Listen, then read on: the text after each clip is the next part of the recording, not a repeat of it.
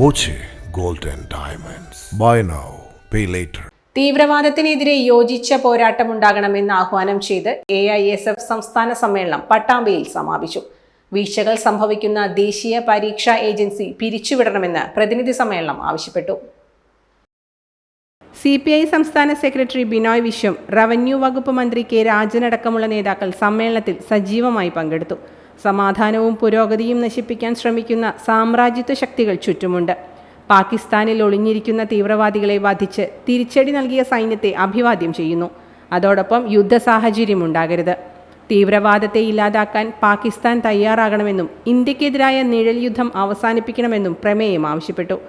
രാജ്യത്ത് പരീക്ഷകളുടെ നടത്തിപ്പിൽ വലിയ വീഴ്ചകൾ സംഭവിക്കുന്നത് നിത്യസംഭവമായി. ഇതുമൂലം വിദ്യാർത്ഥി സമൂഹം നേരിടേണ്ടി വരുന്ന ദുരിതങ്ങൾ ചെറുതല്ല.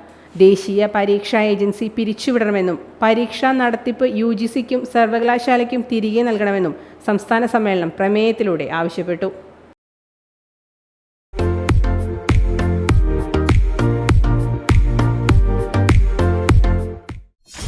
.view ന്യൂസ്, കാഴ്ചകളാണ് ലോകം, കണ്ടു തുടങ്ങുക.